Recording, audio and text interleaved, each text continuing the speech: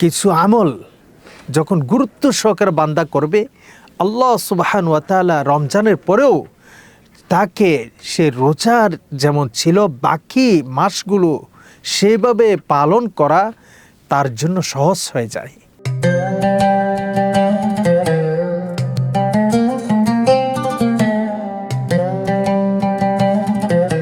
রমজানের আগে যিনি নামাজ পড়তেন না, রমজান মাস আসলে উনি তারাবির নামাজ, নফল ইবাদত, বিভিন্ন ফরজ নামাজ গুরুত্ব সহকারে পড়েন।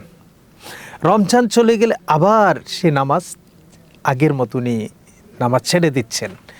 এখন এই যে নামাজটা পড়লো, এটা রোজার মধ্যে কোনো ধরনের ত্রুটি বিচ্যুতি হবে কি না, এই বিষয়ে আমরা একটু বিস্তারিত যাই। রমজান মাসে নামাজ কেন পড়েন মানুষ? হাদিস শরীফের মধ্যে আসছেন, প্রিয় নবী হযরত মুহাম্মদ রাসূলুল্লাহ সাল্লাল্লাহু আলাইহি ওয়াসাল্লাম ইরশাদ করেছেন, ইযা জা রমাদান, রমজান মাস যখন শুরু হয়, ফুতিহাত আবওয়াবুল জান্নাহ, আল্লাহ তাআলা জান্নাতে সকল দরজা খুলে দেন, সকল দরজা খুলে দেওয়া হয়। ওয়াগুল্লিকাত আবওয়াবুন নার, রমজান মাসে জাহান্নামের সকল দরজা বন্ধ করে দেওয়া হয়। এরপরে রাসূল সাল্লাল্লাহু আলাইহি ওয়াসাল্লাম বলেছেন, ওয়াসুফিদাতিশ শায়াতিন, শয়তানদেরকে শিকল দ্বারায় বন্দী করে রাখা হয়। রমজানের পূর্বে যেভাবে শয়তান মানুষকে বিভিন্ন প্রকারে প্ররোচনা ও ধোঁকা দিয়ে নামাজ থেকে বিরত রাখে, রমজান মাসে তা কিন্তু শয়তান পারে না।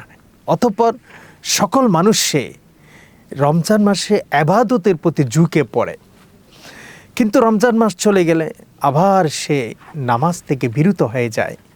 কারণ হচ্ছে হাদিস শরীফের মধ্যে আসছেন, রমজান মাসের কিছু আমল যখন গুরুত্ব সহকারে বান্দা করবে, আল্লাহ সুবহানাহু ওয়া তাআলা রমজানের পরেও তাকে সে রোজার যেমন ছিল বাকি মাসগুলো সেভাবে পালন করা তার জন্য সহজ হয়ে যায়। এই জন্য রমজান মাসকে আমাদের গুরুত্ব দিতে হবে। যদি আমরা রমজানকে গুরুত্ব সহকারে আদায় করতে না পারি, যে কাজ থেকে বিরত থাকার কথা সেখান থেকে বিরত থাকতে না পারি, অতঃপর এই রোজা আমাকে যে সুফল দিবে সেই সুফল থেকে আমি বঞ্চিত হয়ে যাব। তাই কীভাবে? পবিত্র হাদিস শরীফের মধ্যে প্রিয় নবী সাল্লাল্লাহু আলাইহি ওয়াসাল্লাম ইরশাদ করেছেন, মাল্লাম ইয়াদা কাউলু যুরি ওয়াল আমাল বি, যদি কোনো ব্যক্তি, বুখারী শরীফের 1903 নম্বর হাদিস, যে ব্যক্তি রোজা রেখে মিথ্যা কথা, গীবত, শিকায়াত, অশ্লীল কাজ থেকে বিরত থাকলো না, ফালাইসা লিল্লাহি হাজা ফি আন ইয়াদা তাআমাহু ওয়া শারাবাহু, ওই ব্যক্তি উপবাস থাকার দ্বারা আল্লাহ তাআলা কোনো প্রয়োজন নেই।